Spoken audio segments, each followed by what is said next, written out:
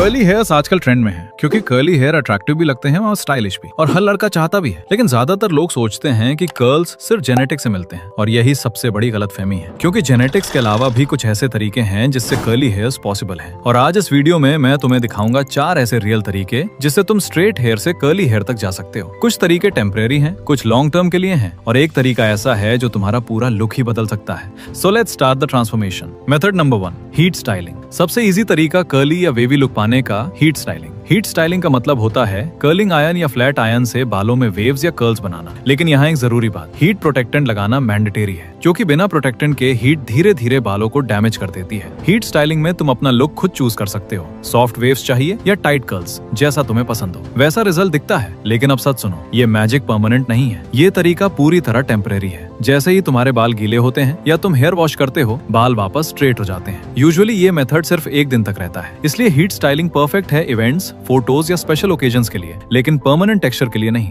ये लुक बदलता है, बाल नहीं। और एक ऑनेस्ट एडवाइस, रोज रोज हीट देना मैं बिल्कुल रिकमेंड नहीं करता। Method number 2, पर्म। पर्म एक केमिकल ट्रीटमेंट होता है जो बालों की स्ट्रक्चर बदल देता है। ये स्ट्रेट हेयर को वेवी या कर्ली बना देता है। जो बाल ट्रीट होते हैं वो महीनों तक कर्ली रहते हैं, हाँ महीनों तक। लेकिन एक इंपॉर्टेंट बात समझो, जो नए बाल स्कैल्प से उगते हैं वो स्ट्रेट ही होते हैं, क्योंकि जेनेटिक्स तो बदलती नहीं। इसीलिए पर्म को सेमी परमानेंट कहा जाता है। तुम कर्ली हेयर्स रख सकते हो जब तक काफी स्ट्रेट हेयर ग्रो ना हो जाए, फिर डिसाइड करते हो कि दोबारा करवाना है या नहीं। तो हाँ, पर्म सबसे इफेक्टिव और सबसे लॉन्ग लास्टिंग तरीका है कर्ली हेयर पाने का, लेकिन इसके साथ रिस्पॉन्सिबिलिटी भी आती है। कर्ली हेयर जल्दी फ्रिजी हो जाता है, इसलिए केयर बहुत जरूरी है। लीव इन कंडीशनर चाहिए ताकि कर्ल्स सॉफ्ट रहें, डिफाइंड रहें और हेल्दी दिखें। केयर नहीं करोगे तो कर्ल्स ड्राई और मेसी लगेंगे, केयर करोगे तो स्टाइलिश और प्रीमियम दिखेंगे। पर्म सिर्फ बालों को ट्रांसफॉर्म करता है, लेकिन वो कितना अच्छा दिखेंगे ये केयर डिसाइड करती है। मेथड नंबर 3, सी सॉल्ट स्टाइलिंग। ये तरीका परफेक्ट है अगर तुम्हें वेव्स चाहिए, बिना हीट और बिना केमिकल्स के। सबसे पहले बाल गीले करो, फिर टॉवल से सुखाओ। इतना सुखाओ जब तक वो ड्राई ना हो जाए, सिर्फ हल्की नमी रहनी चाहिए। अब सी सॉल्ट स्प्रे लगाओ और हाथों से बालों को स्क्रंच करो, फिर नेचुरली सूखने दो। सूखने के बाद थोड़ा सा टेक्सचर पाउडर या हेयर क्ले लगाओ वेव्स को लॉक करने के लिए। ये नेचुरल मेसी बीच स्टाइल वेव लुक देगा। दिखने में ये बहुत अच्छा लगता है, लेकिन ये तुम्हारे रियल हेयर टेक्सचर को नहीं बदलता। जैसे ही तुम बाल धोते हो, वेव्स गायब हो जाती हैं। ये स्टाइल भी यूजुअली सिर्फ 1 दिन तक रहता है, इसीलिए ये परफेक्ट है पार्टीज, आउटिंग्स, फोटोज या स्पेशल डेज के लिए, डेली यूज के लिए नहीं। इसे यूज करो जब अलग दिखना हो, लेकिन हर रोज नहीं लगाना, क्योंकि ये भी लुक बदलता है, बाल नहीं। अब अगला तरीका प्योरली नेचुरल होने वाला है। Method number 4, rubber band curl method. इस मेथड में ना हीट है और ना केमिकल्स, लेकिन मैं पहले ही सच बता दूं,